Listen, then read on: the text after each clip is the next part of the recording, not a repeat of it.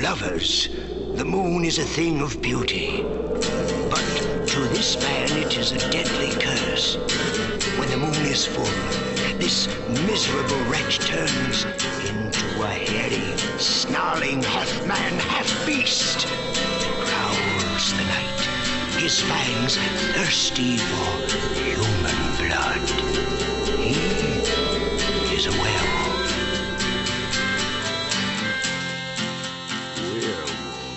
Welcome to the Werewolf by Night podcast, the show where we talk about Marvel's #1 lycanthrope, Jack Russell, a.k.a. the Werewolf, a.k.a. the Beast, a.k.a. the Shaggy One. I'm your co-host, Matt Howell. And I'm Jacob Balcom. And thank you for joining us, listeners. This week, we're going to be talking about Werewolf by Night, issue number 13. But, I thought maybe first we could do a little chit the chat a little bit because there's some comics news. We could do this at the end, but I think we should talk about it now. Oh, I'm all for it. Let's do it. So last week I was talking about the 2017 Dark Circle revival of the Mighty Crusaders and kind of dove in shallowly into their history from the 40s and the fact that they never had sustained runs, never really were hugely popular enough to overtake any of their big two counterparts or whatever. And the 2017 run was no different. And I feel like that was going from my lips to the devil's asshole because Jacob sent me a story today. What's the headline, Jacob? Oh, man. It's Rob Liefeld to take over writing The Mighty Crusaders and The Shield next year. And it's accompanied by an illustration of him drawing a older Shield that's has a beard and he's battle torn and tired looking. And that was not the news I needed today, I guess. I felt bad to be the one to break it to you, but I also felt like it was my responsibility to break it to you. So I stand by my call. I appreciate that. And that took courage. I feel like on this show, I make a concerted effort to celebrate things in comics and to kind of have negativity take a backseat. On That's Cool, That's Trash, we eviscerated incompetently made films. And that show went on for years. And I thought it'd be kind of fun to really just focus on like a fanboy and dive into the stuff that I love about comics. It makes me feel like a kid again. That's why I love comics, like that just kind of glee, that joy you get when there's just something that's magical and it just kind of transcends the medium or any type of, line or written word or whatever. They all kind of come together and this magical synergy happens and you get this cool thing and you feel like a little kid again for a second. And so I focus on that being what I talk about in the show and being positive because I'm a pretty critical person. So I hate starting the show off with something negative, but I fucking hate Rob Liefeld. I always thought he was shit and I fucking can't stand him. And so the fact that he's drawing a property that I really like and was hoping something cool would happen with was like just a kick in the taint today. I just did not need that. And it's also right after the episode where you talked about rereading and kind of doing your deep dive on the Mighty Crusaders. So that was great timing. Yeah. So do you think that I think we both have a hatred of this guy. And do you think it has something to do with our age? Do you think we're a little too old? Fuck no. Because at the point, like when he started taking over the X-Men books, like that was when I was kind of done at the time with the big two. Like I wasn't reading a ton of Marvel or DC at that point. I was kind of, I wasn't reading a ton of comics at that time. It wouldn't start up again until, maybe my early 20s. And so I just wasn't around comics a lot of his kind of heyday, the beginning of Image, all the stupid shit he did on the X books and X-Force. And yeah, I hate his stuff a lot. But yeah, I know a lot of people disagree with us, like a lot of people. And so I'm trying to wrap my head around that because his stuff is just garbage to me. I don't know. I just associate him. I mean, I graduated high school in 93 and I feel like that was that Image kind of rise. 93, 94 was around that time when they all kind of that thing broke, and there was people that copied his style, and so everything looked like him for like 2 years. Every indie book you saw was this pathetic tracing of his terrible physiology and anatomy, and everything was, I mean, this is piling on decades after the fact, but the extreme, everything was extreme pouches, extreme straps, extreme. Yeah. Everybody that had a new costume designed at some point in the 90s is literally their worst costume in their entire, 70 years of their existence, essentially. It's all just awful. Yeah, I mean, I hate it. I'm totally with you. I also know that but I just wonder about the kids who were like, maybe like 10 years younger than us. I graduated high school in 95. And so I wonder, like, kids, like, these kids that are coming up now who are like becoming creators and writers, and they're like, oh, the big thing for me was the X-Men animated series. Like, that's my biggest inspiration. That's what got me into comics. And it's weird for us because that was on, but we were kind of teenagers at that point, and it wasn't, I mean, it was still cool. It's cool. I'd go back and I'll watch some of it, but I don't have that childlike wonder attachment to it. And I wonder, I mean, even being a teenager in the 90s, I don't think things from the 90s have aged well. I don't think most of the music has aged well. Yeah. I mean, Green Jelly is like the first thing that pops into my head. Little Pigs. Absolutely. Yeah. So yeah, it's disappointing that that man's getting more work, and he's a bit of an asshole. I think that's proven at this point. Like, I don't think he's a great guy. Yeah, that's another reason I don't feel as bad piling on, because I mean, there's no shortage of blog posts and YouTube videos from comics people and stuff just talking about how terrible he is, like the top 50 most offensive things Rob Liefeld has done art wise. But then you read these articles about how much of a dick he is. It's like, oh, have at it. Yeah, I don't feel so bad after that. Yeah, he's. But remember, he was on a Levi's commercial. He was. Yeah, I remember. That's how I pulled that up. I watched that like 3 or 4 years ago, and I remember, like, I think it was like he was being interviewed and they cut out the interviewer, so he just hears responses. But he's like, "Yeah, I'm self-taught." I was like, "No shit, man!" He's drawing some thigh that looks like a boomerang. Like, yeah, I can tell. You didn't need to, whatever. Oh my God. All right. So yeah, I'm sorry we had to begin like this, but you're right. It was best to just get it out of the way. Yeah. And I think, I was telling you via text when you broke the news, like I just said, of all the creators in the world, if I had to make a list of who I'd want working on this property or any property, he's literally the bottom. Yeah, I know. Whatever. Mighty Crusaders will never win, so he'll go down with them, and we'll try again another year. Hopefully they can recover. Well, they always do, at least for a little bit. Well, that's that. Well, don't be dejected, Matt. We have a really good Werewolf by Night issue to talk about. So, yes. Yeah. The amazing Mike Ploog is back this issue. And we still got Marv Wolfman writing. But this is a great cover because it's Ploog, but it's also just kind of got some Universal Monster kind of just happiness in it for me.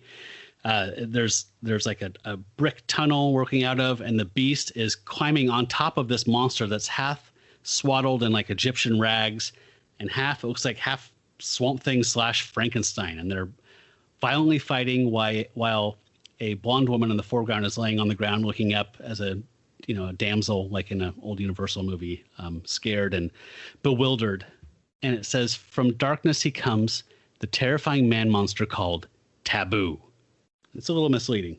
Yeah, it is. It's to where you're thinking, yeah, the monster on the cover is Taboo, which he is not.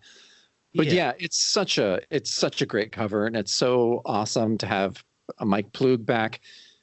It made me wonder what he was doing while he was away. I don't know if you looked much into this, but I kind of made a little list. At least the last time we saw him was he did the cover of Werewolf by Night issue 8 in August.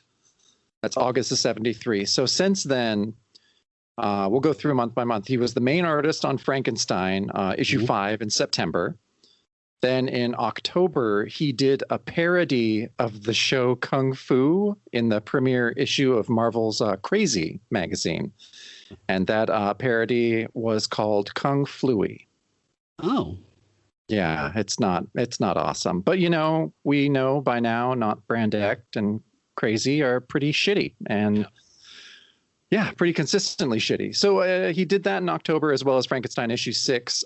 He drew the cover of Crypt of Shadows 7 in November. But more importantly, he started his run as the main artist on Cole the Destroyer with issue 11. Oh, how long was he on that?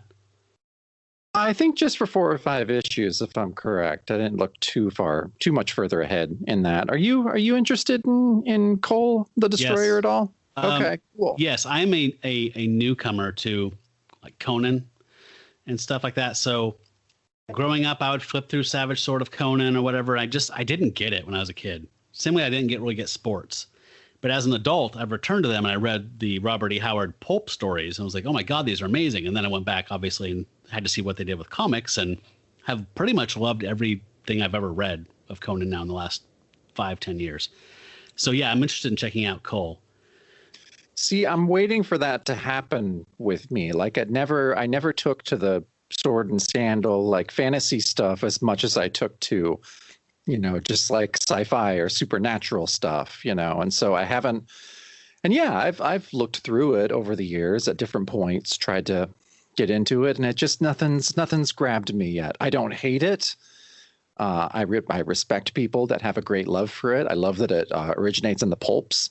Like it checks a lot of boxes for me. Yeah, I just haven't made that leap to where I really, like, for fun and entertainment, like want to sit down and read a Conan story. But it might happen. Yeah. Did you ever check out the Dark Horse ones from the aughts that were like, I think Busiek and Nord? That was a pretty kind of a long run. I remember it being around, but no, never checked it out. No. I think that was my gateway for the comics. Okay, well maybe I'll go back and check it out.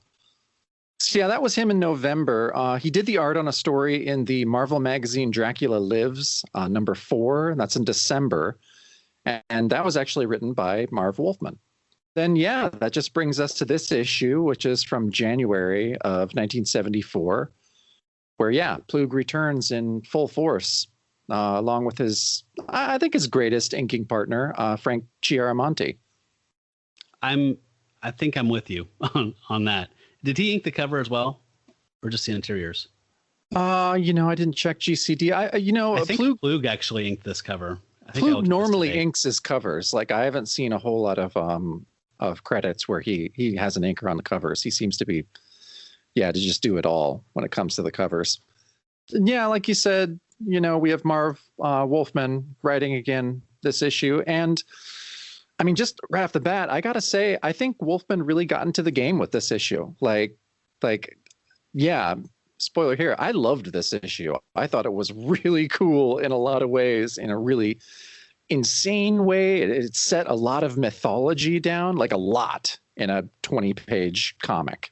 There's a ton of information here. But I think that this Wolfman story is an improvement on the couple we've seen so far.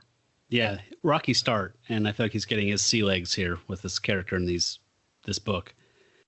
The cover I thought was kind of interesting because, like I was saying, there's that damsel in distress laying down helplessly. She has a very high cut skirt or leg line, whatever we call it, so showing a lot of leg. It's pretty clear it's not Lissa because she's more of a reddish strawberry blonde kind of person.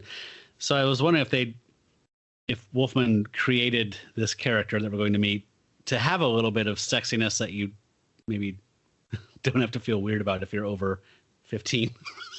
Yeah, that's finally a really good call that someone made about Lissa. Is that maybe let's not sexualize the 15-year-old girl in this comic. And yeah, I hope that's why we get Topaz. And we get introduced to her on this first page. And like I said, we have Marv Wolfman scripting, John Costanza as letterer, Petra Goldberg in charge of colors, Roy Thomas as editor. And the cover was great, but this first page is magnificent. Like the title of the story is His Name is Taboo, and it's drawn in like the upper left corner in this kind of great Eisnerian fashion, like it's made out of sand. And then out of this like draped spade-shaped door is this beautiful blonde woman who says her name is Topaz. And I'll just read some of the narration here, starting in the middle there. She was beautiful. Even through my dulled down mind, I could still sense that. But there was something else, something more, something compelling me not to attack, but to follow her. For though her voice was quiet, void of any harshness, I was totally a prisoner in whatever mystic spell she wove. And, you know, this is just such an awesome first page. And we know now this image was used as a variant cover for the new Werewolf by Night. Plug redrew it, right? For one of the variants. Did he actually redraw it? I thought Taboo or Ben said like one of the variants is Plug drawing one of his own pictures again or something. I might have made that up. I mean, that would be super cool. I just didn't know. Because I think I mentioned to you at the time when I placed an order for it, I told you that was a chase cover. And so yes. It was like one in every 200 or something. So I knew I wasn't going to get it. I know. Yeah, I'm pretty sure it was Plug. Oh, that's awesome. Because it's a great looking cover and it's a great first page. Yeah, I mean, this page is pretty iconic. I don't know why, but I see it come up like in, you know, Marvel or Hot Moo, whatever it's called, you know, stuff like that. Like whenever they introduce a character, this seems like it's called back again the same way like you hit the jackpot tiger is kind of, you know, a callback to just instantly evokes MJ. And this is, I mean, the gorgeous art here, like this Arabic, like Muslim kind of minaret style doorway. Yeah, I mean, this drawing of the beast who's, you know, snarling and looking at her as she comes through the beaded curtain or whatever is one of Plug's best drawings of the beast, in my opinion, in his career. I agree. And I think there's a few panels in this issue where I'm just like, nope, that's Plug at his top. Like that's Plug at his best. I think there's at least 2 or 3 that I say that about in this issue. Yeah, and I feel like, again, to take the stuff from the cover again, like, I mean, Topaz has a plunging neckline, very come hither, big, almost like doe, like Disney come hither eyes. Like, you know, I was just thinking this is definitely for the 13-year-old boys out there. Yes. And I was also thinking, like, I don't know if it's just me being a cynical old man, but it's like, is that kind of spade minaret thing, is that supposed to be phallic behind her? Maybe. I don't know. Maybe. Marv Wolfman, he's writing a little bit more for the teens now in the last couple issues. So he's trying to make it a little more with it as a book. Yes. And so on the next page, Topaz starts leading the beast. She says, Taboo wants to speak with you, Werewolf. So please be good and follow me. And the beast is just thinking like, you know, if right now she had ordered me to slay 10,000 dragons, I would have fought them to my dying breath. And I was like, oh, cool. So Marv Wolfman's also realized Jack is 18 years old. And that's something he would think when he sees a beautiful woman. It's very age appropriate. We get to meet Taboo here. But first of all, he says, you know, Jack Russell, my son, you have come as I asked. Good. We have a little matter of life and death to discuss, lad. My son's life, and I'm afraid your death. So he already has a sinister thing for Jack here, and he's hard to describe. Not super sensitive, maybe. He's definitely Eastern. He's built like Wilson Fisk. He has a fez on. He's gnarled and has like a little gray beard and just tons of wrinkles. He looks almost more Jim Henson Workshop than human in some ways. Or is that being too rude? No, not at all. I mean, it's such a strange character design, and it's really difficult to describe. He's kind of explaining, you know, to Jack, or to the beast, you know, you're confused. Topaz has the beast mystified. So he's not attacking. He's just kind of following her around like a little boy. And then he turns and says, turn, lad, turn towards the crimson curtains. Observe as they part, Jack, for behind them shall be all the answers your werewolf mind could hope to comprehend. Taboo kind of leads the beast into what he calls his scarlet tabernacle, the house of Satan's worship, which I thought was pretty cool sounding. And he explains to the beast that his room contains every Kabbalistic device known and unknown to man All except one, my boy, the Darkhold, the Book of Sins itself. So, yeah, he just lets us know exactly what's going on, is that he wants the Darkhold. And he's going to be really disappointed. Yeah. So there's kind of a creepy little moment there when Taboo says, Topaz belongs to me. No, Jack lad, not for what you're thinking. I've raised her since she was a child. Yeah, I think Woody maybe Allen's he's bristling just out there reading this in Manhattan right now. Yeah, I feel like Taboo had to say that out loud, like just to make himself feel a little better, because I really don't think the Beast was curious at this point. Yeah. I was like, just so you know. We think the stereotype doth protest too much. Yeah, exactly. So he explains that she is my familiar. Through her, I perform my magic. And so, he explains he found her as a child. He says that he is a sorcerer, one of the last of a rapidly dying species. And yeah, so he's kind of explaining all of this. And then the Beast just finally had enough and lunges at them.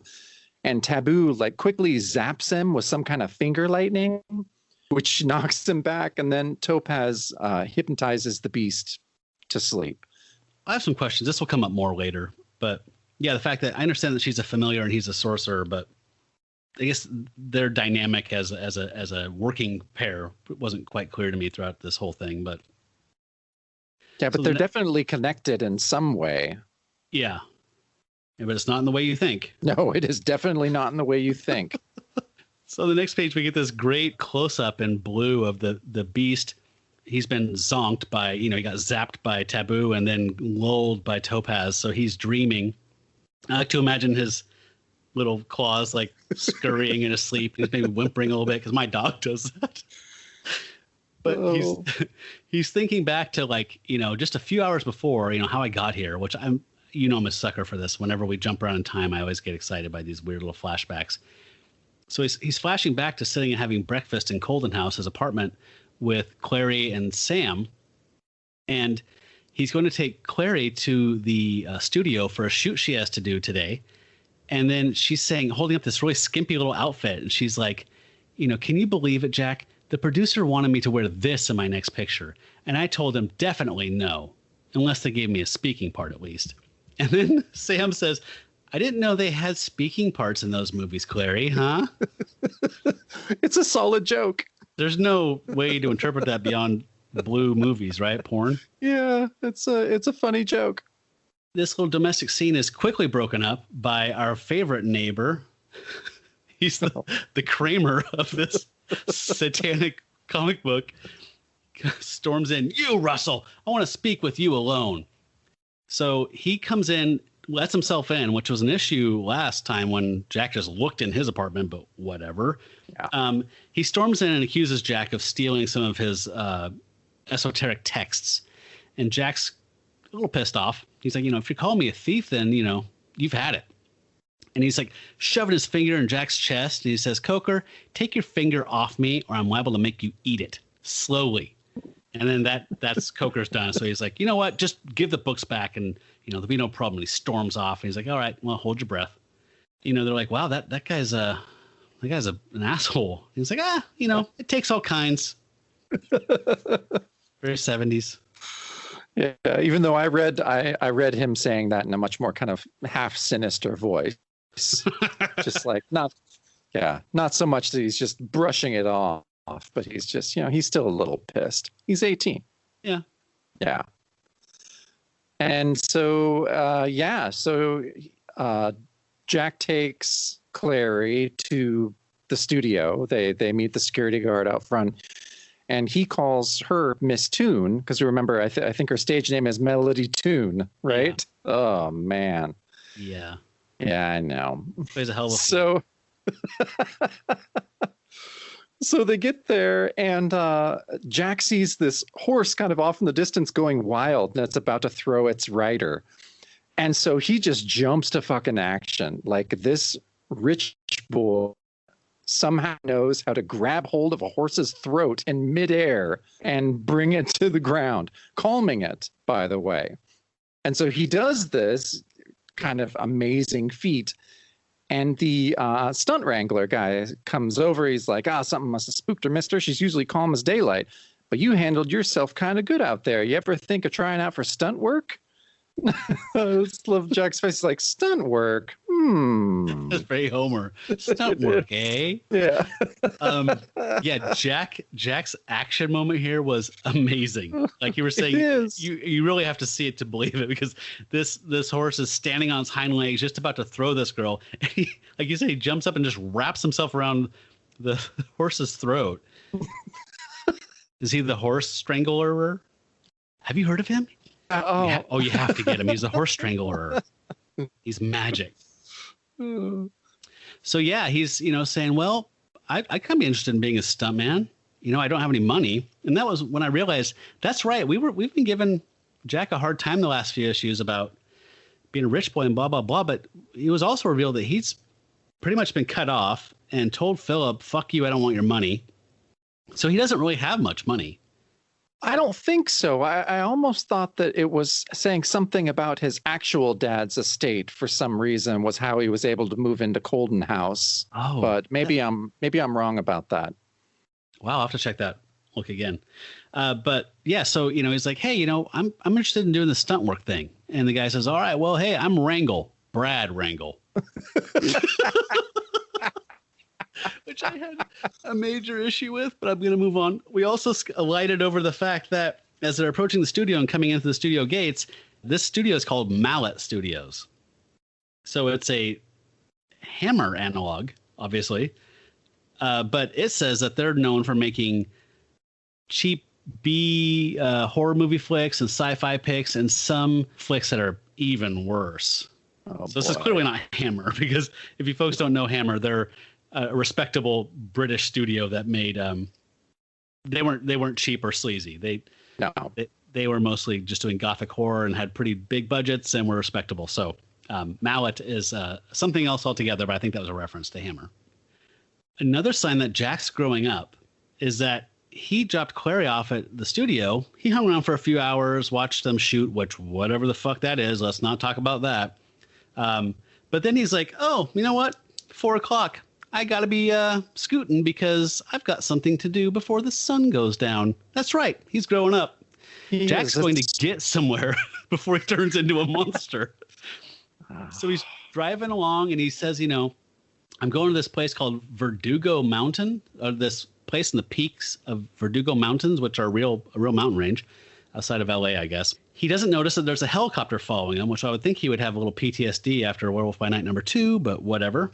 So he's being followed, and the pilot's saying, hey, Topaz, that's his car there. You want me to make him fly off the road and make him crash? And she's like, no, Taboo wouldn't like that. Just follow him. So Jack approaches this strange, again, one of those Malibu Gothic mansions that are just completely abandoned. And he's thinking to himself, well, I guess this is not the most exciting place to spend the next 12 hours, but at least I won't hurt anybody. And so he's sitting out and looking over the sea and thinking, and he's like thinking about his werewolf curse. And he thinks, maybe back in the old country, my real father's village, there might be some kind of cure there for my curse, which is a Marv setting up a nice little upcoming storyline. He is, but you're right. I mean, this is the page where Jack, kind of grows up a bit. He's being responsible about where he's going to be when he turns. He's thinking ahead. He's thinking, oh, how can I actually maybe try and cure this? So yeah, it's a big improvement maturity wise for this guy. Yeah. Well, Jack all growed up.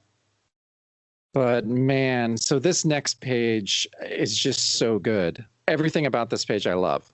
Like, okay, so the top third of the page is broken into like 5 tall panels that illustrate the first part of the transformation. So Jack is turned away from us in the first panel and slowly turns his head in the successive panels to reveal his changing face.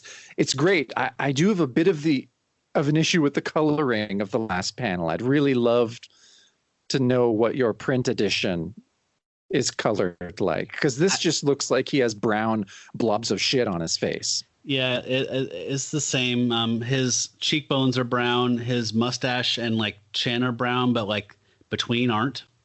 So he's very mid transformation, but it's a little sloppy. And if there'd just been a little bit of inking from Chiramonte just to indicate a little bit of fur growing or something, it wouldn't bug me so much. But it's literally just Jack's face with just some brown swipes on it. Yeah, it's definitely not my favorite panel of the issue, but the middle panel below it just makes up for everything, in my opinion. Like, I think that middle panel might be one of the best Plug panels we've seen, just on a whole. Like, I'll try to describe it. The panel consists of like this large moon with the face of Topaz in it, and her mental power over the beast is illustrated by like a series of kind of that Plug plasma like circles, and they go through 3 drawings of the beast. In the middle, we have the beast in full like kind of badass pose. Then he's holding his head in pain, and the final drawing, he's collapsed from Topaz and her, hypnotic powers. But God, it's a cool panel. It's just the way it's laid out is so neat and innovative. Like, it's great. Yeah. That first of the 3 drawings of the beast as he's hunched over and just clutching his fists and roaring is so amazing. Yeah. And he wanted to go to the forest. And as you know, here at all right, Wolfco Industries. Okay. I'm having a sip of, this is Wild Turkey Long Branch, some of the better stuff. All right. So I'm not doing the whole thing. Okay. I'll just do half. I'm having Bullet. Okay. Yeah, that's enough. Yeah. Long Branch is good, by the way. Okay, man. Maybe I'll check that out. Up. So yeah, the beast is unconscious, and there's some kind of flunkies from the committee or from Taboo that are going to pick him up. Uh-huh. And what are they wearing, Jacob? Yeah. Wow. So geese? They are wearing geese. They just came from class. From Tesla class? Yeah. 80s hairband class? Yeah, I don't think these guys are high up in the chain of command at the committee. No, these are flunkies, capital F. Yeah. I assumed that they were Taboo's people, but I guess it makes more sense. The more that I'm thinking, now I'm picking this issue apart, and it's making less sense to me. Like, very Middle Eastern mosque kind of vibe and all this stuff, but it's in LA somewhere, right? I mean, not that there's not mosques in LA, but I mean private. Yeah, I know. Okay. Yeah, I guess I just kind of thought without thinking that Topaz or somebody teleported him somewhere, but he has not moved. He got picked up by a couple of dipshits and carried like, okay. Yeah, it's just to one of the many hideouts that are all around Topanga Canyon or Tugunga Canyon, let's say. Yeah. And so it's just another one of those buildings. They're everywhere. And on the next page, we get a new addition to the drinking game. Whenever the werewolf wakes up and he's in a dungeon or a cellar or a cell, you need to take a drink. So Jack, the beast, wakes up in a cell.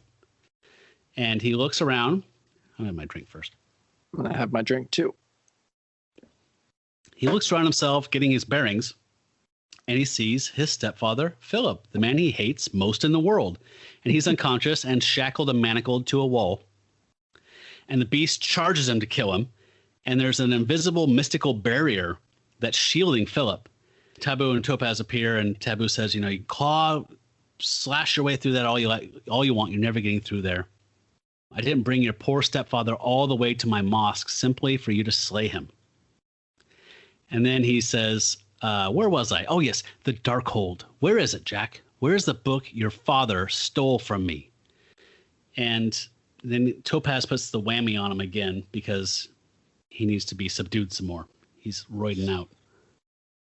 Yeah, so not only has she put the whammy on him, but she's basically reading his mind as well. And she reports on what she saw in the beast's mind and tells Taboo that the Darkhold was destroyed by Alfric the monk, which really pisses off Taboo because he's basically then goes on to explain how he's been behind every single thing this entire time with the committee, with everything. He is the man behind the curtain, and he's been doing all of this and orchestrating all this stuff just so he can get the Darkhold. And now he finds out the Darkhold is destroyed. It's gone. Were we lied to by Elfric when didn't he recount how the Darkhold came from him writing it, and then it went from, you know, people murdering each other, stealing, selling it all through the ages to the Baron buying it? I mean, you know, history is often full of falsehoods, but I mean, it was literally shown that the Baron buying it from a merchant or something, right? I think so. Okay, so because he bought the scrolls and then translated it into the book, correct? Yes. Yeah. Yes, as he was learning the spells, he was transcribing it into the book and bounding it. Yeah, binding it. Okay, that's cool. You know, he said, she said. So he's really pissed off, and it's just like, slay the beast now, Topaz. He's useless to me, to all my dreams, to my son. And she says, I cannot kill. You know that, great Taboo. And he just backhands her and says, what, you turn on me too? Which I raised you from a child. Now do what I say. And she just is collapsed on the floor. She says, I am unable to kill. Please don't ask me to kill. And so he's just really pissed off. Says, before I'm done with you, you'll do more than kill our paralyzed friend here. You'll come to me on your knees begging my forgiveness. So he's being a real prick and is just kind of lashing out at basically his daughter. At this point, would you classify Topaz as a telepath? Yeah. What we've seen to this moment? Yeah, I think so. I don't think, yeah, at this moment, yeah, but I think she's, you know, as a typical telepath in the Marvel universe, she's going to have telekinesis as well. So Right. Because the two are married forever. Yes.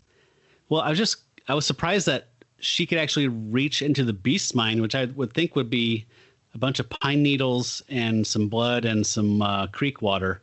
But she reached all the way through there and got to remember Elfric from issue 4. Yeah. Well, she sees a lot of stuff, as she'll talk about, you know, later in the issue. Taboo is furious. And so, you know, he just says, hey, to hell with it. You can kill Philip for all I care. And so he lifts the mystical barrier, and now Philip is starting to be roused, and he's kind of holding his head and going, oh, what's going on? And the beast just is like, all right, now's my chance. I'm going to kill this man. And he charges him, and Philip looks up and he's like, what? As there's this awesome shadow looming over him. That's a really great drawing on that last panel. Both those bottom panels, the panel of the beast and the panel of the beast shadow on Philip, are both just fucking awesome. God, it's nice to have Plug back. Yes, it is.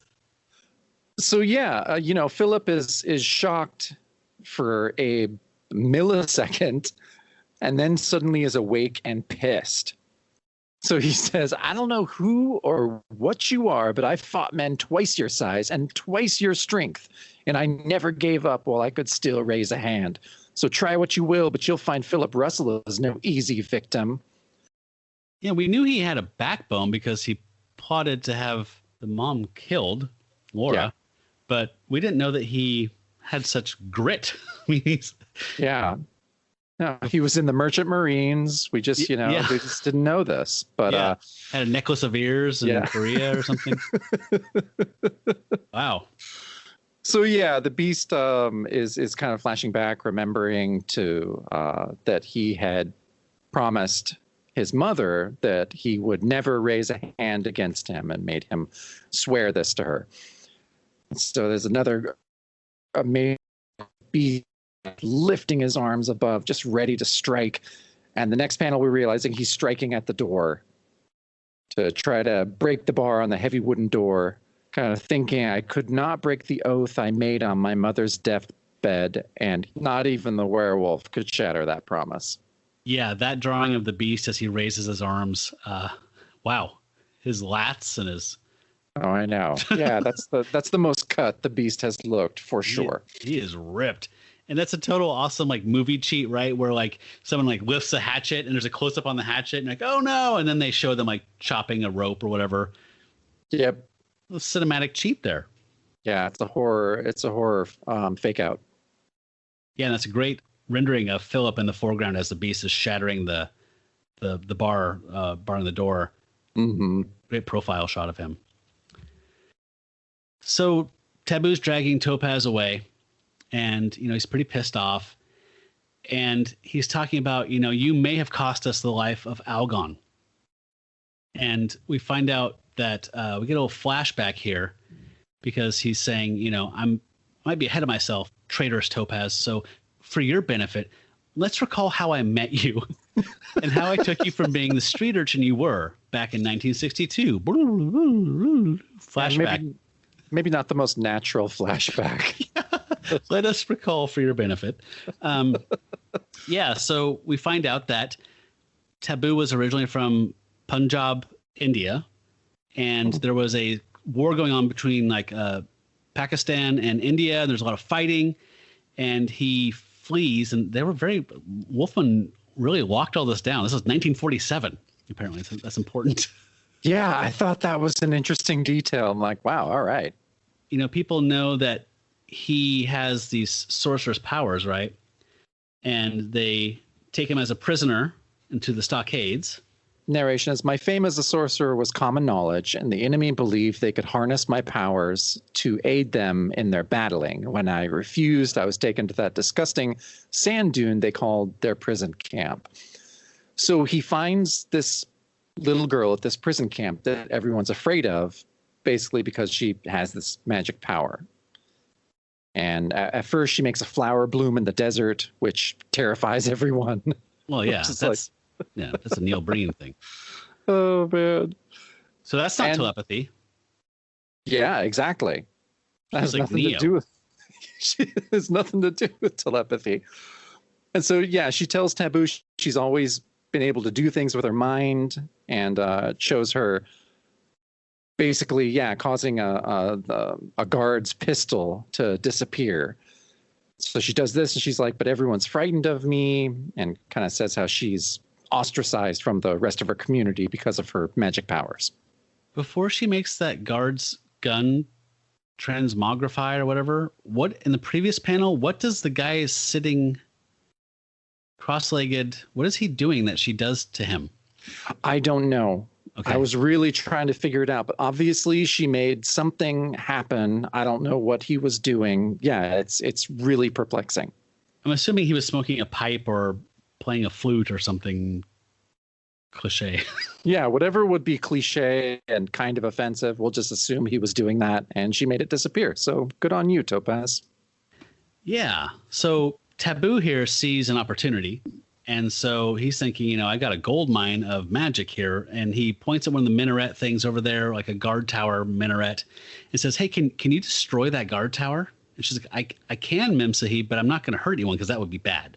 Because she's established that she does not kill.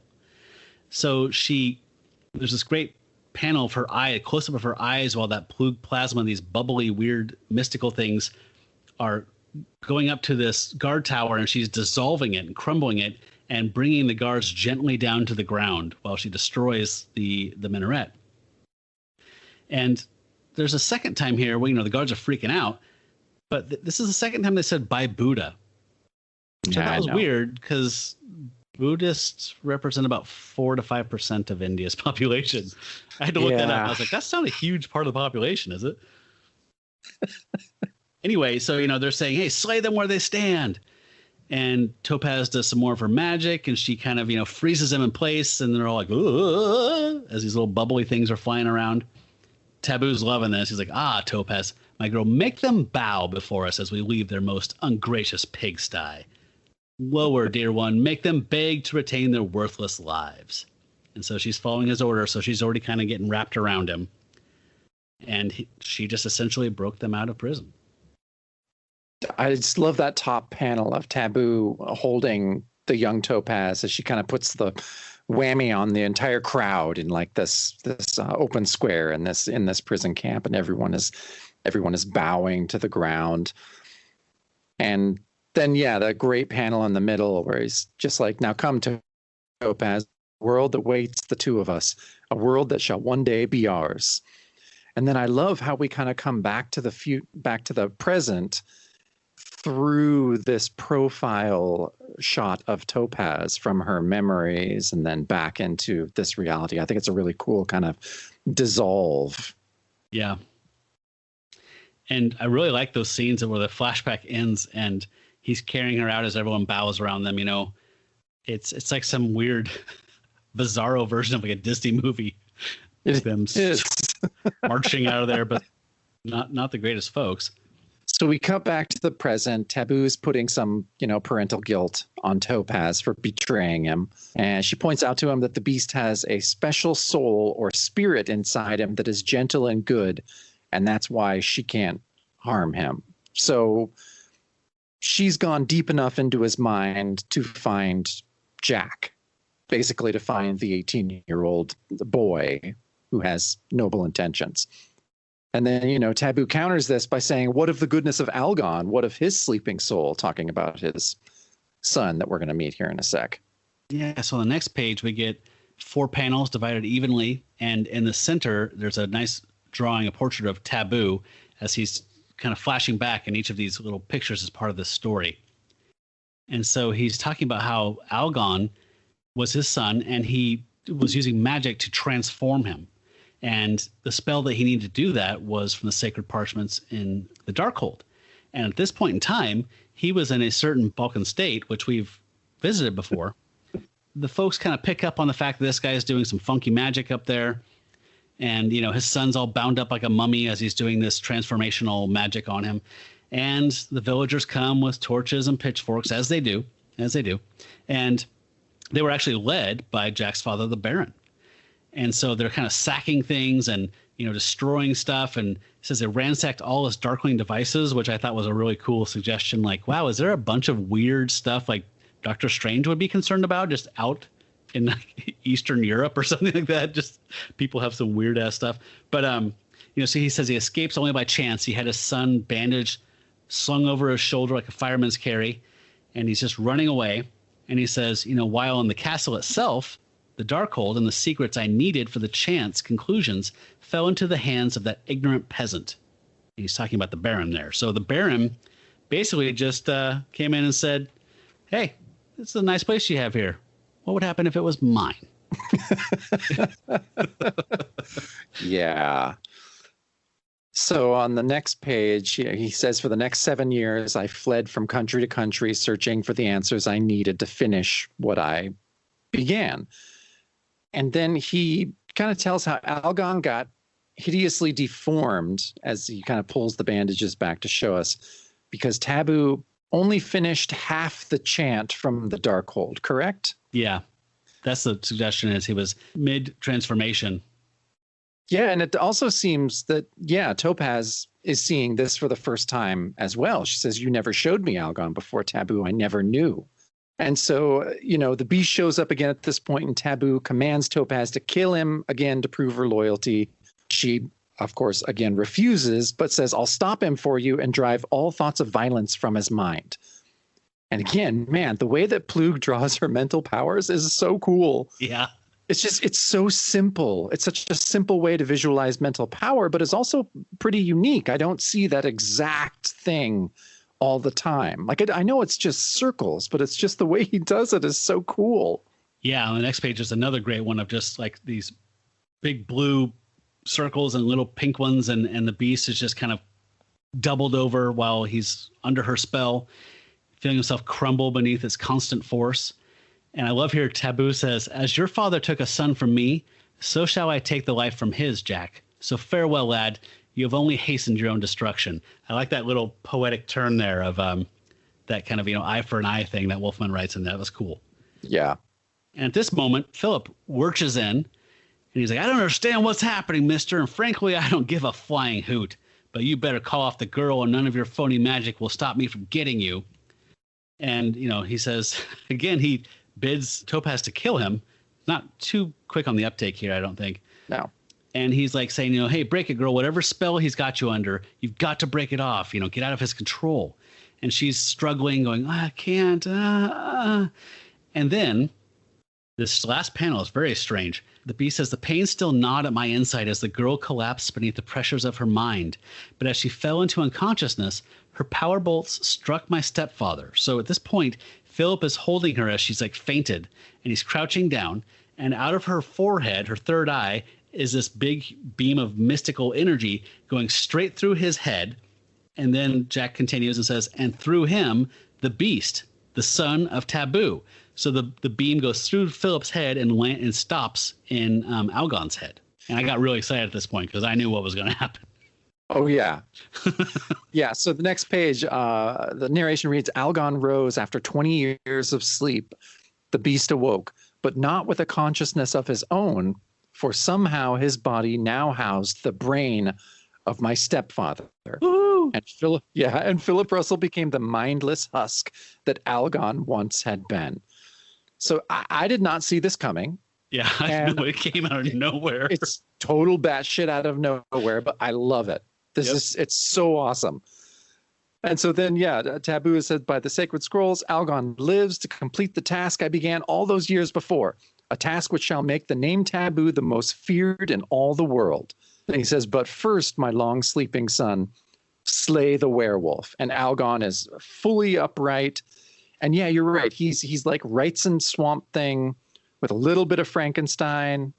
It's just, it's such a cool final drawing. I couldn't ask for a better ending to this issue. I mean, oh no, you got Mind Swap Freaky Friday with stuffy stepdad Philip with a giant Frankenstein mummy monster. Okay. And then on top of that, wait, there's more? Yes, there's more. Taboo has a giant master plan that he has not revealed to us yet. And now he can do it. I mean, this is just like high fucking thrill kid drama for me. Oh, it's perfect. It's a great issue, and it's such an awesome ending. It makes you so excited for the next issue. Like it hits a lot of sweet spots. And and in that last panel, as Algon lurches towards the beast, you see Topaz unconscious and then Philip passed out on top of her. So we don't know what Philip's fate is going to be either after this. So yeah, high adventure there. Yeah, so the box at the bottom says, next, father versus son. The mind of Philip Russell transferred into the body of Algon and forced to battle the werewolf, and only one may live. I can't wait. No, I would, reading this when it came out, I would have been so excited for the next month. And I like to think that Taboo is going to do something to kind of make this battle happen or whatever. But I like to think that also a little bit back there, Philip's still there and he has a thing with Jack and he's like, a little bit of brain damage. He's got a little Dougie Jones kind of thing going on, getting the brain transferred from one body to another. And he's probably like, but he's just like, I fucking hate that kid. Yeah, he does. I mean, Jack's been a threat to his masculine pipe and ascot wearing ass. And so, yeah, he wants a piece of Jack, aka the Beast, for sure. Yeah. So final thoughts. I don't think that's a big surprise, but what'd you think? Oh, I loved it. Yeah, I absolutely love this issue. I need to go back and I think maybe after 20 issues or so, we should go back and choose our top 3. That's great. And just kind of go back and kind of figure out which ones really landed for us. And I'm going to say this is going to be in that top 3. Yeah, we need to do a clip show. Isn't that what everyone always wants? Yeah. Let's gonna have 5% new content and 7% lips and assholes. Yeah. Yeah, I'm with you 100%. I think you and I have both been gleefully going through this. I had kind of a lousy day. I was grumpy when I started, and now I'm in a good mood because I just read a great 70s comic with a lot of monster, crazy magic action in it. So that's exactly what I want out of this. And yeah, it's everything. Mike fucking Pluke. I mean, you can't say that enough. Mike fucking Pluke. Oh my God, he's so great. And we get him for another 4 issues, I think. Yeah. Yeah, and there's a break where we have to suffer through Gene Colan's art. Yeah, I know. To Dracula. Yeah, we're in the middle of a great little run here right now. So this is so fun. And I love all this batshit stuff, the mind transfer and stuff. I'm a sucker for all these super bananas things like that. The more bananas, the better. So this is the Werewolf by Night I like, is the weird ass magic and just the give you whiplash. These plot points just come in like, I mean, like you said, Yeah. who could have foreseen Topaz blasting Philip's mind into a giant hulking beast? I mean, it's good stuff. Yeah, but especially back in this era, a lot of plots at Marvel this time can, you can kind of see where they're going for sure. Yeah. And this was not one of those. This is just so far out of left field, but man, I love it. It's time for Wear Mail by Night. I'm sorry. Are you ready for some Wear Mail by Night? I usually ask you, don't I? You do. Yeah. There's one I'm going to read and then one like literally 2-sentence letters. I'm going to read 2 letters, but it's basically one. Dear Tom Sutton, a lot of people are going to write the editor of Werewolf by Night bemoaning Mike Ploog's departure from the magazine. I'm not one of them. I like Mike Ploog's work, and I'll miss seeing it in Werewolf by Night. But at the same time, I find myself enraptured by your superb illustration of Jack Russell and company. Oh, sure, the characters look a bit different from the way Mike drew them, and the mood of the mag seems to have shifted from what we called California Gothic to something more like outright terror. But I don't mind it at all. If Ploog decides to return to the mag, that's great.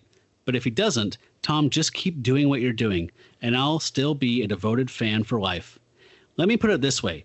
Your work may not be an improvement over Mike Ploog's, but it sure ain't a step downward or backward either. It's just a step sideways, and I love it. Keep up the excellent work. By the way, page 11, panel 4 of Werewolf by Night, number 10, was a minor masterpiece all by itself. Darlene Hyatt, Washington, D.C. And she is referring to that issue when you and I loved it and gushed over it and posted it. It's one of the minions of Sarnak, that close-up where it's all the detail on one of the hobo swamp sludge thing's face, and it's just like super hyper detailed with Sutton-y blisters and the plague victim. Yuckiness, yes. Yeah. It was that real close-up on one that we were like, oh my God, that's so good. So that's what she's talking about. And the response is, and your ideas, Darlene, pretty much summed up the way we felt about Tom Sutton's stint on Werewolf by Night. Not better, not worse, just different. It was only natural that an artist with Tom's individualistic style would put his own brand on the issues he drew. At any rate, Ploog is back, apparently to stay, and the lycanthropic hordes of the world are surely rejoicing in his triumphal return. But somehow we don't think they're going to forget the exciting contributions of Tom Sutton, Gil Kane, or the late Werner Roth to this mag either. And that's just the way we want it. Nice little, I just thought it was nice to, kind of call back some of the art, the journeys through artists we've had so far to date. Definitely. It's nice they gave a shout out to Werner Roth because he had, recently passed. Yeah, that was his last published work, right? We talked about that. Yeah. Or one of them anyway. Yeah, I think it's one of two. I think there might be one right afterwards, but yeah, that was his last stuff. So yeah, I like that letter. The other ones are arguing about art. So I thought I'd pick one and one kind of a positive one. And the last letter is, Dear Stan, Roy, Lynn, Jerry, Tom, George, and Jack. I'm tired of people writing in saying they're werewolves. It's disgusting. Now, if you'll excuse me, I'll go brush my fangs. Bill Haney, Waco, Texas. And that response says, a wise old philosopher from Cleveland once put it this way, Bill. If 2 roosters crow on the morning of the 12th night of August in a canyon in Arizona, then it's Tuesday, and I'm in Belgium, Idaho. See you next ish. What the fuck does that mean? I don't know. I guess they're saying it's all gibberish, so have fun with it. I don't know. That one definitely confused me. Yeah. Again, I'm highly suspect that Roy is doing letter columns at this point. Yeah. Even though, oddly enough, I do think he's doing all the editorial notes because it's kind of his thing. Like, aside from when he was editor at Marvel, I know, from reading like 100 issues of Alter Ego, where, he's the editor. And yeah, his editor's notes are classic and legendary in that. Yes. Yeah, you've shared a few of those with me. They're definitely, he has a voice. He is a voice, and it's really snarky. But yeah. I think I talked about this when we talked about the Jerry Conway interview that was in Alter Ego that I think Richard Arndt did. But I don't think Conway and Thomas are on the best terms. I know they kind of had a falling out, I think, in the 80s after they had done some screenplay work together. And I don't know. I mean, I think they're probably not on terrible terms, but so this other guy interviewed Jerry for Roy's magazine, and Roy's editorial notes were actually a little muted more than what he normally is. So I'm just like, oh, that's a Roy Thomas high compliment. Yeah, he dialed back his normal level of snark, even though I'm sure that him and Conway were super close for a long time. Is there any stories from anybody else about what the split was? No, and they don't really talk about it either. I mean, I've kind of been curious about that too. They started doing screenplay work, and they did some stuff that got produced. And I actually think, if I'm correct, they tried to do an X-Men script in the 80s together. And they had a lot of stuff that, maybe didn't work out. And then after that, they both went their separate ways. So no, I don't think there's any specific thing that's been mentioned as to why they split as a creative team. But they were together a long time. Interesting. So they might have just had worked together a bit and not had any success, and they kind of turned acrimonious just as a, by association. Yeah, maybe. I am very curious. Let's call him. Yeah. Phone. Someday. Someday. Okay. Well, this is as close to a Christmas episode as we're doing this year. Or this year. This just shows we're not going to be long. Is it longer than a year? I think we're going to be like 56 episodes if we do everything. Yeah, it'll be a little longer than a year. Yeah. I didn't have anything planned. And, with the election and COVID, I've been forgetting a lot of things. So I feel like I should have done something, but the least I could do was watch Legend of the Werewolf from 1975. I dredged this one up because I remembered either previewing it for a minute or reading about it on Wikipedia or something. And I knew that it had that same type of mythology in it that Jacob alluded to in Curse of the Werewolf. Yep, Curse of the Werewolf. That concept that if a child is born on Christmas Day, they are likely to be a lycanthrope. I really want to know where that came from. I dug around a bit and found some stuff, a little more detail into it, which was interesting. I can't recall it off the top of my head, but there is some, just the people postulating, like, we think it might have been because X, Y, and Z, like kind of logical assumptions. Yeah, but I do love that because it goes into my preference for lycanthropy being an inherited curse. Yeah, yeah. So this was, like I said, from 1975, and it was directed by Freddie Francis. And Freddie Francis is a cinematographer and director. He moved into directing, but he did a ton of stuff for Hammer. He's mostly associated with Hammer, but even later in his career, I think he won an Oscar for Elephant Man, or he was nominated for doing Elephant Man. I'm trying to think what else he's done. He's done super high profile work. He's a very, very respected cinematographer. I don't know of any big successes he had as a director. And this might explain why. I don't know, this film. Stars Peter Cushing and Ron Moody. The only names I recognized. Mm-hmm. So this is essentially the story of a 19th century boy who his parents are traveling. His wife's very pregnant. It's Christmas Eve. She goes into birth at midnight. I think maybe is midnight part of it too, or is it just? I feel like it's midnight Christmas Eve is what the curse is based on. But at any rate, she has a child, dies in childbirth. The father dies defending them from wolves, a pack of wolves. Mm. And the wolves do not descend on this newborn babe and tear it to shreds like you would expect. They end up raising it essentially. So he becomes a wild boy who, much like Rudyard Kipling or something like that, right? Like Mowgli. He's raised by these wolves in the French countryside. And he's eventually found by this old broken down gypsies, I guess. I mean, they're not even like a carnival. It's like an old man and his old wife and one guy, and they go and just do this really hacky show. The one guy is the one man band, like he plays like kick, snare, and bugle. And no, it's the saddest carnival you've ever seen. Yeah, it's pretty funny. Like, the wife is supposed to be this missing Russian like princess or something like that, and she's covered head to toe in tattoos. So people pay this money to see this, and she comes out and just like lifts up her sleeve, and you see like 3 tattoos on her forearm, and then he's like, decorum prevents us from showing any more, and everyone in the crowd just like, oh my god. Yeah, I paid like £1 for this. So yeah. And so they find this boy, and he's a boon to them because now they have a wild boy. So they ride that for a while, and he ends up growing up, and he leaves them and goes into, I think it's Paris. Is that right? Yep.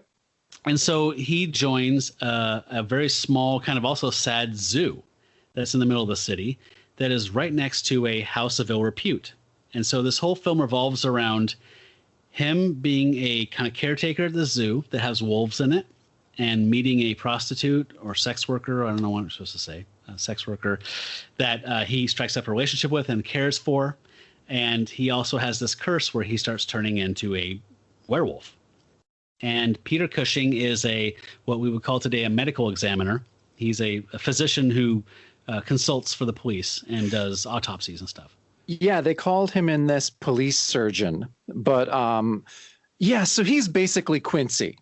Mm-hmm. Like, did you think this too? I'm just like, oh shit, he's Quincy. Like, he has a Sam. Like, he has a partner that does a lot of the dirty work, and he's no, but he's basically Quincy. And so, like Quincy, he would go outside the bounds of his duties and just kind of pretend to be a cop and like go and start asking people questions until they're like, wait, you're not a cop. And he's like, no, I work with the cops, and so, yeah, it was like a werewolf episode of Quincy, which I loved. I love Quincy. So, yeah, to be honest. So, folks, if you want to see this, by the way, you can find it on YouTube for free. However, don't watch the one that just says Legend of the Werewolf 1975. That was the one I had bookmarked and came to, and it looked like it was chewed up in a meat grinder. I ended up finding one by searching Legend of the Werewolf 1975 best quality, I think was the search term. And it was actually pretty decent, I thought. Like on my big screen high def TV, it actually didn't look too bad. So. No, it was great. I do love how, and I think I read something about this in like the IMDb trivia, how they would like stop another character if they're about to say the word like bordello or brothel. And they just begin, really? They're right about to say it. 1975? Yeah. And then so even though every time I saw the brothel too, I'm just like, oh, the Maison Derriere. Yeah. It's like, yeah, of course. So yeah, that's the broad strokes. There's a love story, there's a mystery, there's some tragedy. To be honest with you, the first half hour of this or so, the first third, I was not engaged. I was not enjoying it at all. Once the mystery element comes in, it's not a mystery because we know what's going on. But once Peter Cushing as Quincy starts exploring things, and you see him start questioning these killings and seeing there's a cycle and there's a pattern, I got totally sucked into it the 40 minutes in, and loved it. And Peter Cushing was a saving grace of this. His performance was so good. I mean, he's always good, right? But I mean, we talked about before, like after his wife died, which I think was after this, but he phoned in a few performances here and there, but he was a consummate professional and makes everything better and elevates everything. And this is a complete example of that. Yeah, he was so good in it. This isn't a huge budget affair. Like, this is, I think it's most akin to Hammer's Curse of the Werewolf. I know there's similar people. There's even a few actors that were in both of them. But I think that, this is definitely consider it a lower budget version of Curse of the Werewolf, basically. But he does not treat it like a low budget film at all. He just gives an amazing performance. Yeah. And so he strung me along the whole time. And I was watching it Sunday night, and I was just kind of, it was a little late. I'd had what do we have? We had an eggnog, and we watched some Christmas thing, eggnog with a grown-up eggnog. And that was like my one drink for a work night, right? But I started watching this, and like once the mystery kind of picked up, I was like, I think I have a beer in the fridge, cracked a beer. And I was like, yeah. I was like, oh my God, I'm liking this now. I totally got into it. I did too. I totally agree. The werewolf makeup, I really liked. I thought that he was very effective. Yeah, I thought it was good. It was again, very similar to the Curse of the Werewolf makeup. I did like what I'm realizing is what you would call classic transformation, where you'll cut to a shot and it'll be hair-covered hands covering a face, and then slowly taking the hands down and realizing that the face is transforming too.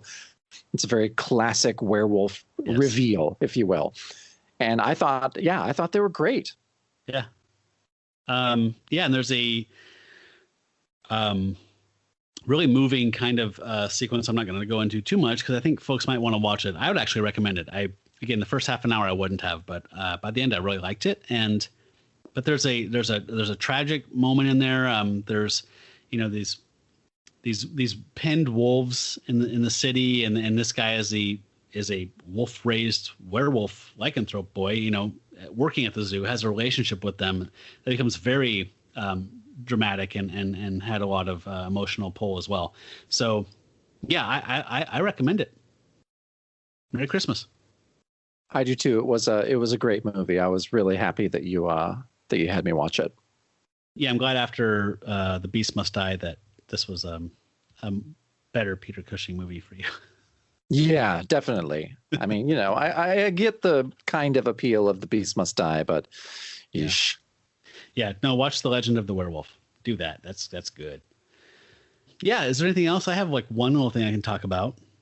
What have you been reading comic wise? So I went down that Dark Circle path via my library in Hoopla. So I read Dwayne Swarzynski's Black Hood. I realized after, I think we talked about this last week, but I accidentally checked out volume 3 without like looking closely. So I went back and checked out volume 1 first and read it. And I had looked on Goodreads and seen reviews, and it was not well received by people. And I did not like it. I'm probably going to I read the foreword to volume 3 kind of saying like, well, folks, we tried. Dwayne did a great job. We knew at some point this was going to wrap, so I gave Dwayne a heads up. And so he did get to wrap everything up in a satisfactory way. And we're proud of the work we did. And it's a really kind of nice, touching letter. But so I was like, well, I guess I'll go back and read it. It's 3 volumes. It's like 15 issues. First of all, the art is not my thing. There's a ton of photo referencing, and I don't mind photo referencing at all. I like Alex Ross. I like, whatever. But this was to the point where there would be a shot, like a Dutch angle shot of a city street, with a canted angle of buildings and cars, clearly just brought into Photoshop, made grayscale, posterized, a couple effects on it, and then just drawing a little bit of stuff on top of it. Like, you know what I mean? It's like, I hate to brag on people's stuff, but it's like Alex Maleev, but bad. Like Alex Maleev has that grit where there's you can tell he references some real things when he's drawing stuff, but he's not tracing anything. And there's he does some type of digital, everything's gritty and kind of dirty and scuffed up, and it's beautiful. I think this person was trying for that, but just was tracing things and putting filters on things was what it felt like to me. And so I did not like the art at all. And the story starts off essentially with, I'm not going to go into great detail here, but the premise is that the original Black Hood is fighting 3 thugs outside of a school. And this guy is a cop, and he gets the call and goes, oh, there's a school there. Oh my God, there's, kids are going on lockdown. Races to the scene. Somebody fires a shot at him, and he just starts shooting and essentially takes everybody out, including this guy who he finds out later was actually fighting 3 of those guys, and he had a black hood on him, and he was a vigilante hero. He becomes, the hero of the day on the news because there was a school. It was basically a schoolyard, whatever, throwdown, and he saved the kids. Blah blah blah. He's the moment of the hour, the hero of the hour, but he also caught a shotgun blast to the face, so he looks like Harvey Dent. So he has this long, painful recovery. He has a speech therapist that's like another main character. and he gets hooked on pills, and he's a fucking mess.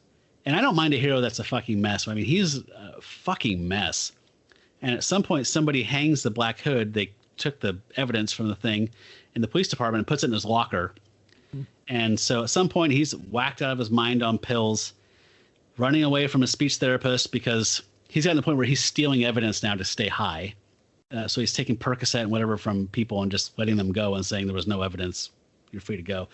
And he runs from his speech therapist who's kind of confronting him and saying, you're dodging me. And he puts the hood on because he doesn't know what's going on. He confronts a mugging and then just goes, I'm on pills, and beats the fuck out of these people. And the new Black Hood, everybody. And that's kind of what the book is. And it's, it's him. He gets framed for another drug heist because the crime syndicate has figured out this guy is stealing drugs, this cop. And he's trying to find out who framed him. And it's just really grim and dark. And I can do that usually, but I guess I need the art to be good.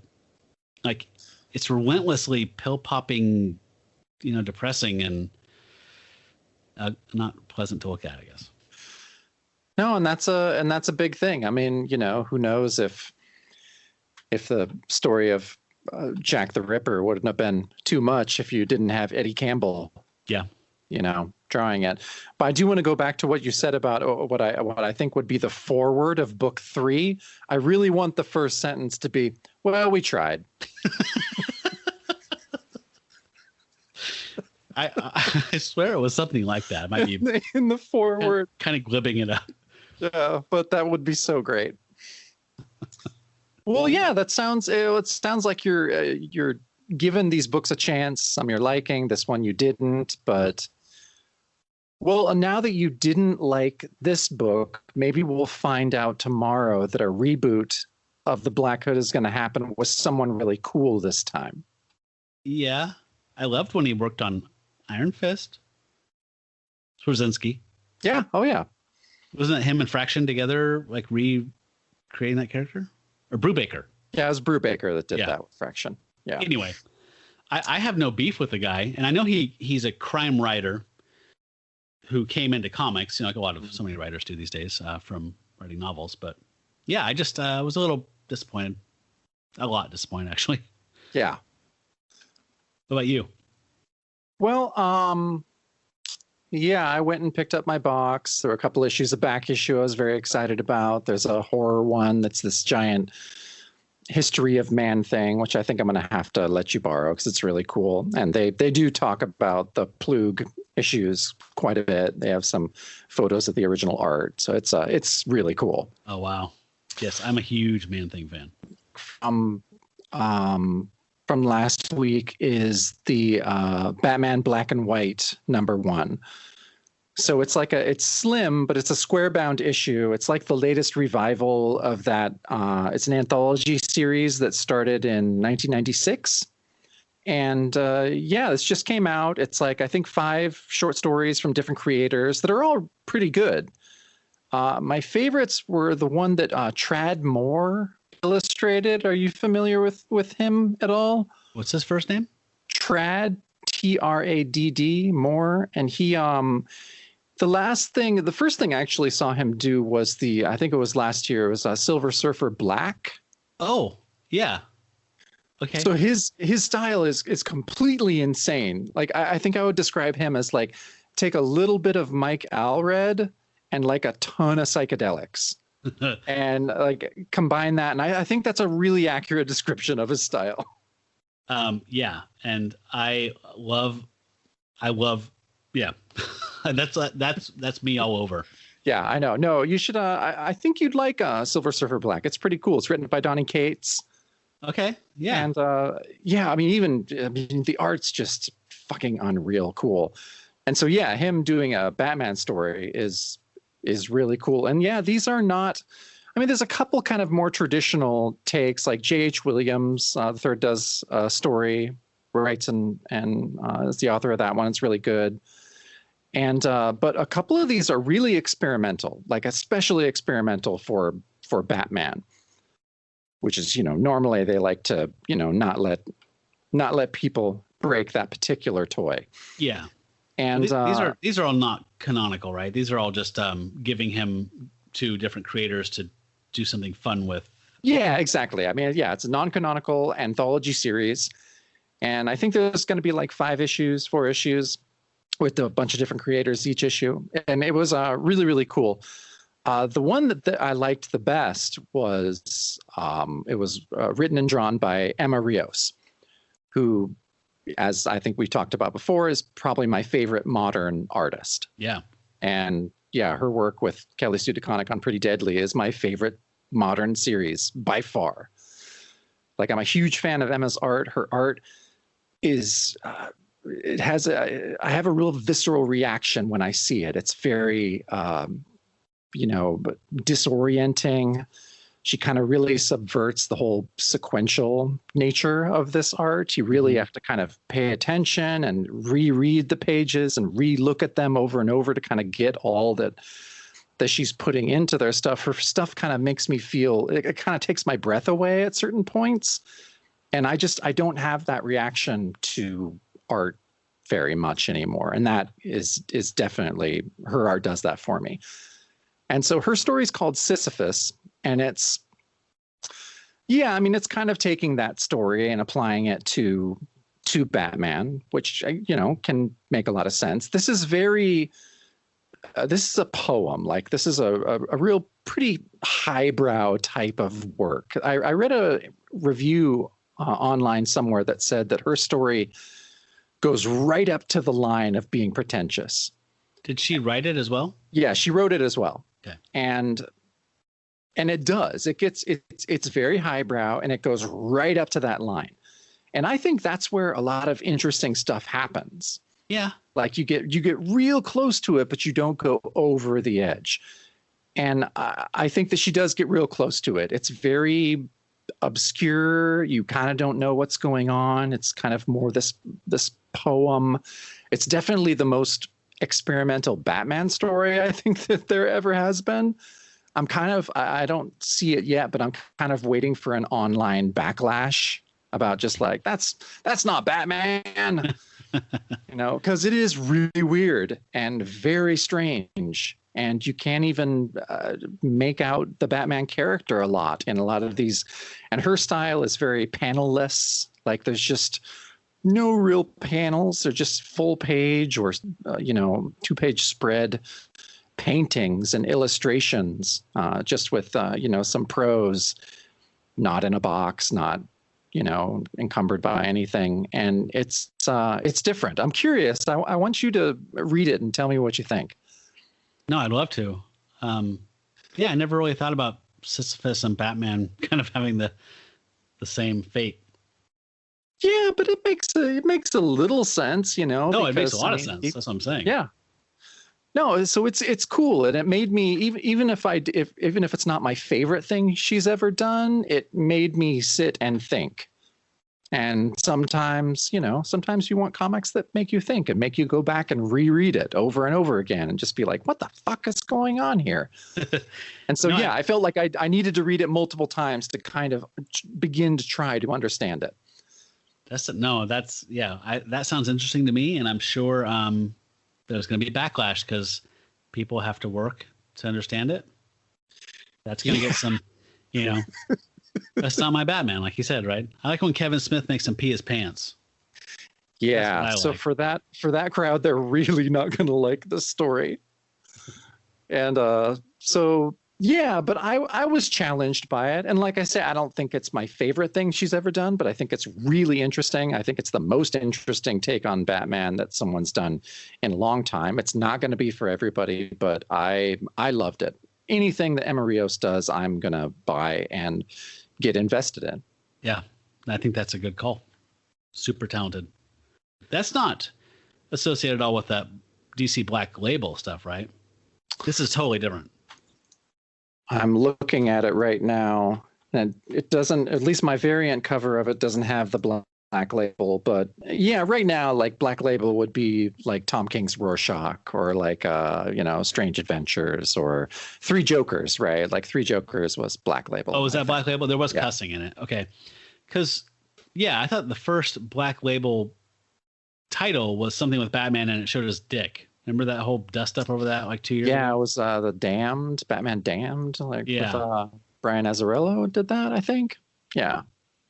Well, okay, so it's not associated with the Black Label, I guess was my question. I don't think so, but it is like it's a slimmer for a square bound, but it is still a square bound, so it's a bit of a prestige format. I want to read some the black and white. We need to talk about Three Jokers, but that can wait till you read it, obviously, at some point. Yeah, I'm trying to think of anything else. We've known each other a long time, and you're normally, I mean, you're not freaky into Christmas, but you're normally kind of into Christmas. You guys do stuff. You have I make an effort, Jacob. Yeah, you normally make an effort is what I'm saying. I don't want to paint you as this like Christmas guy, but No. you do make an effort. I do. Yep. It's not I understand what you're saying, but yeah, it's not my thing. But yeah, I do it for other people. Yeah. It's my, this is my crazy time of year, not work wise, mentally, seasonal affective disorder. Yeah. So like I this is when I'm starting to climb into a hole that I'll remain in until April. So yeah, I have a lot of anxiety and negative associations with Christmas. So I try and embrace some of the stuff, like the happy things and not be cynical about it, but it's a challenge. Why do you say that? I just say, I don't know. And that's funny coming from me. I have a lot of negative associations with Christmas just because I grew up a Jehovah's Witness. And so, Right. Christmas is, something you're not supposed to do. And if someone brings Christmas cookies into your elementary school class, you have to go sit out in the hall, kind of, stupid bullshit. And I remember you guys. yeah, I know. Yeah, we were great. So yeah, I'm a little odd around Christmas. I mean, I've been out of the church for, about 2 decades or more now. And I'm still a little weird about Christmas. Alicia loves it. And, we have a cool tree that she brings out, like one of those old aluminum trees, and puts a ton of shit on it. And it looks really cool. It does. It does. It looks amazing. I saw it on Instagram. It's amazing. It is amazing. That is not hyperbolic. No, it's great. And she does Christmas so great. And she's always been really sweet. She's just like, no, it doesn't matter. We're just going to hang out and maybe watch some movies, open some presents, just low key, like you do. Like, it's not a big deal. And she almost has to say that like every year, even though, we've been together 16 years now. And so, yeah, I really think that only in the last like 4 or 5 years have I been like, oh, I'm looking forward to Christmas. Like, yeah, this is something that people do and seem to like. That's good for you. Yeah. So I'm trying to, obviously this is a weird year. I don't know. I feel like people are either not getting into Christmas or way getting into Christmas at this point. Yes. As you know, my Christmas is called Halloween. Yeah. And so when I try and think about how important Christmas is to people, I'm like, that really lame secretary at work, how much she loves Christmas? That's like her Halloween, Matt. Like, oh, okay. Wow, this is really important to people. Yeah, I don't know, man. I each year I find it harder to muster up any kind of goodwill towards it, and I think I'm just declining into crotchety, angry old man. I don't know. Which is your right. I totally understand it. I watched Miracle on 34th Street last night. Yeah. Making an effort. I hadn't seen it since I was a kid. Still a really good film. Totally touching, totally sweet. Enjoyed it. But no spark was lit in my heart or anything. It didn't tug at your heartstrings at all? There's a couple moments where I kind of got, choked up for a half second, but yeah, whatever. Yeah, last night we watched the Garfield animated Christmas special from 1987. Mm-hmm. And then we watched we haven't watched Alf yet. Oh my God, that Alf thing. Tell the people about Alf, because you made me watch this last year and it blew my mind. Oh, Alf is just one of the most disturbing and weird Christmas specials I've ever seen. And I didn't watch it when it came out. See, that's the thing. Like a lot of these things I had to watch as an adult because I wasn't allowed to watch them as a kid. And the Alf one is just super dark, like cancer kids, suicide. Yeah. Just it's so dark and amazing. Remarkable 80s television. It is. It is so worth it. So yeah, we didn't go down the dark hole yet. We watched the Garfield animated special, which David Landry Squiggy is voice of Lander. Yeah. And then we watched the Punky Brewster 2-part Christmas special from 1985, I think. I really enjoyed the Halloween one he posted. Oh man, that the one Halloween he posted episode. around is it Halloween or is it just it's not really it's not a Halloween episode. It's just that one where she goes down into those fucking crazy caves and it's terrifying. Yeah, that was a piece of work. I don't remember that one at all. I might have blocked that out because I watched Punky Brewster when I was a kid. Oh yeah, no, it was so funny. It's like it came out in 84 and there were like 2 seasons from like 84 and 85. And then I guess it was canceled and went into syndication, like 5-day a week first run syndication. Mm-hmm. And I don't remember any of those. Like we tried to watch episodes of that. And I think that even though in like 1985, when the second season of Punky was airing, I was 8. And I think that when I turned 9, I would have been too old for Punky Brewster. Yeah. Like it's so for tiny kids. I remember the Saturday morning cartoon version almost more than I remember the live action one for some reason. Yeah, well, that was a weird like phenomenon of 2 years where it was just like so huge and then it just kind of fell off.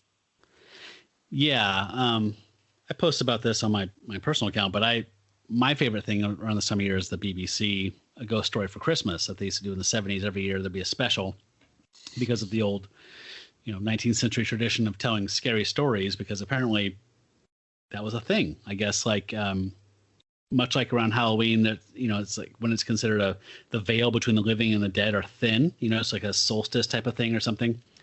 They would tell ghost stories. And so an M.R. James short ghost story will be made into a short film and aired every year, like for, I don't know, 7 or 8 years. And I love those. They're so good and they're so creepy. M.R. James is a great ghost story writer. So that's my favorite part about Christmas. Well, I gotta check that out. Yeah, if you can't find them, let me know and I'll help you out. Will do. I got you a little something for Christmas that I'm excited for you to get. I'm pretty proud of myself for finding it. I'm just gonna say it's a small thing, a very small thing, but I think you'll like it, and we'll probably talk about it on this show. Well, that sounds amazing. Well, great. That kind of became a Christmas episode. Yeah, we just made it that way.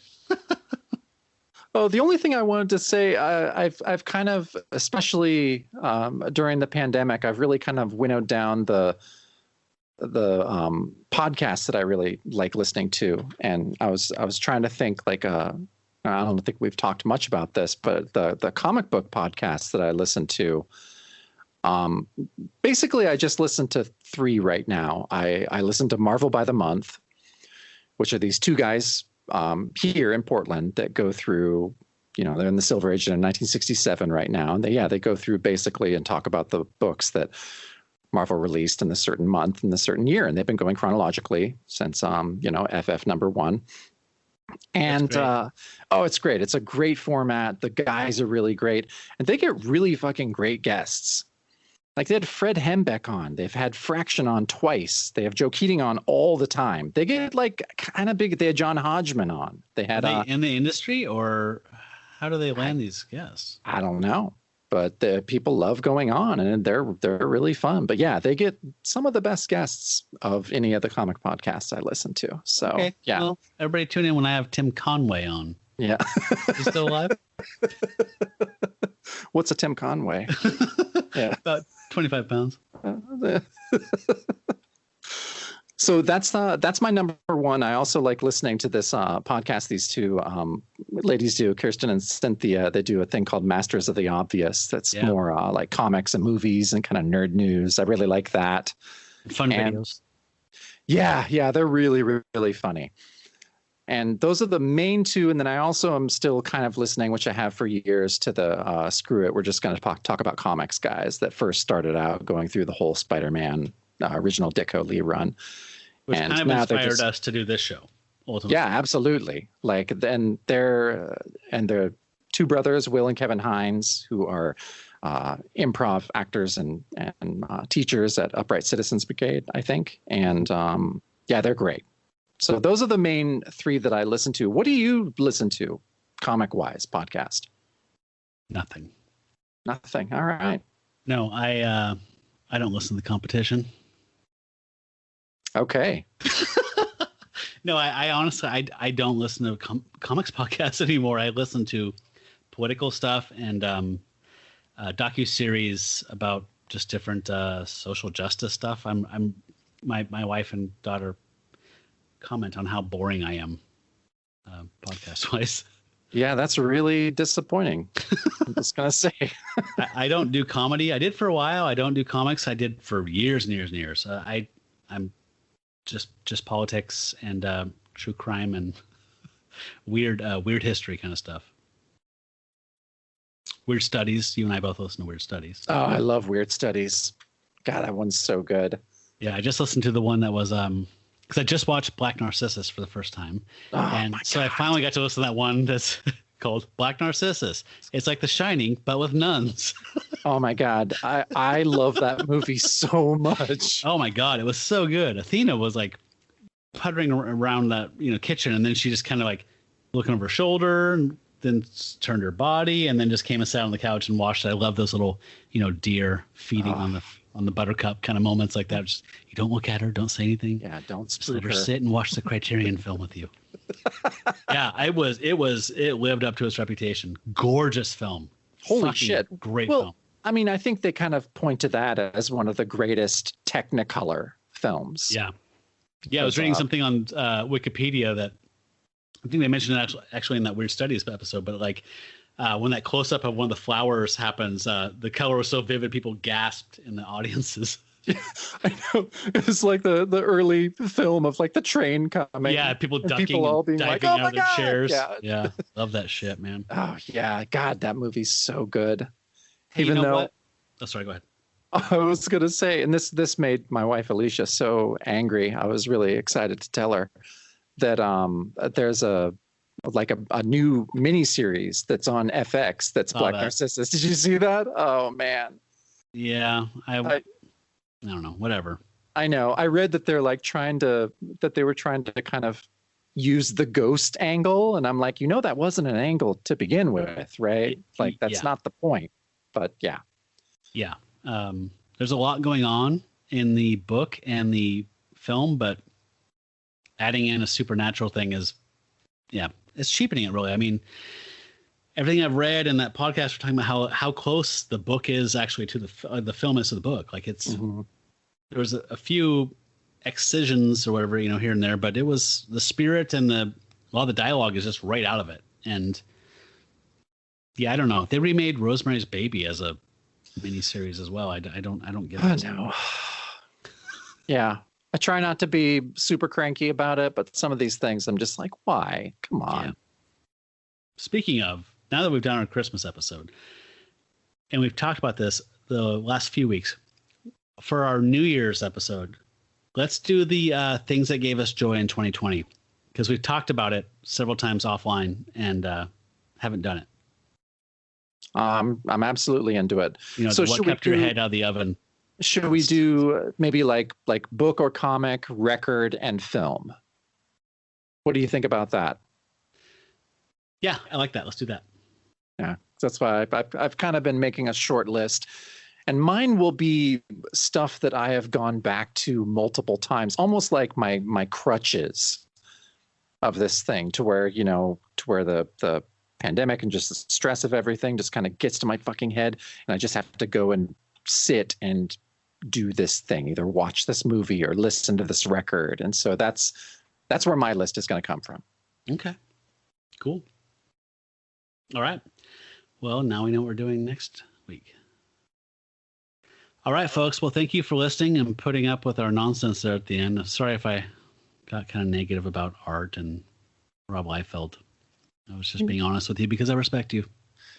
But you're right, though. I mean, we don't go super negative, and I like that. I feel like I have matured a little bit, which I should hope so, to where I'm not, a 16-year-old kid being like, oh, fuck that. That's not cool, and just kind of, being an asshole about stuff. I'd like to think, I've grown slightly as a human being and don't have to incessantly shit on things to make myself feel better. Yeah, I feel like a big shift from a young man to a man is like realizing, like with art, like not that fucking sucks. It's man, that's just not my thing. I'm not into it. Well, yeah, that's the thing. It's like when you're younger and you want to tell people what they should like and not like. Right. And that's just not what I want to do or spend any energy doing. Well, we spend a little bit of energy telling people they should like Mike Plug and 70s werewolf comics. But yeah, I'm totally okay with that, with positive reinforcement. But, just not telling people what they shouldn't read is not my bag. Yeah. No. So, yeah, I wanted to make, I'm not saying that I struggle to be positive or anything like that. It's just like I realized, on reflection that this is a place where I'm almost exclusively positive. So I did feel like I needed to note that was different.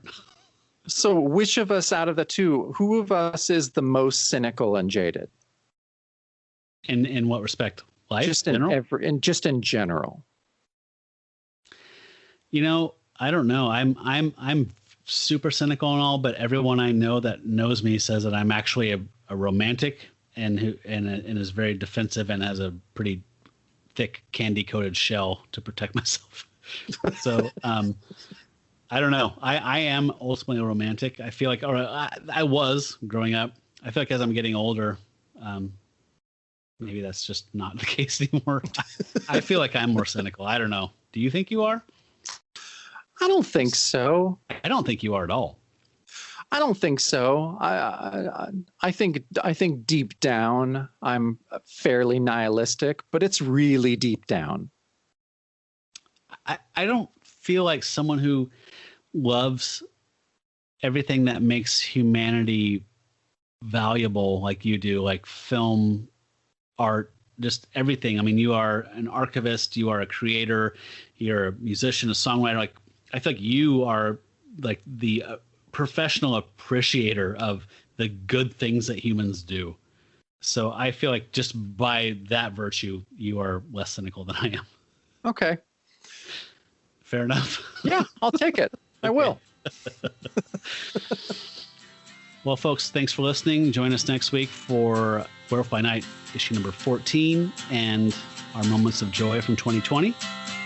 Till we meet again, neath the full moon, furry ones. Here's howling at ya.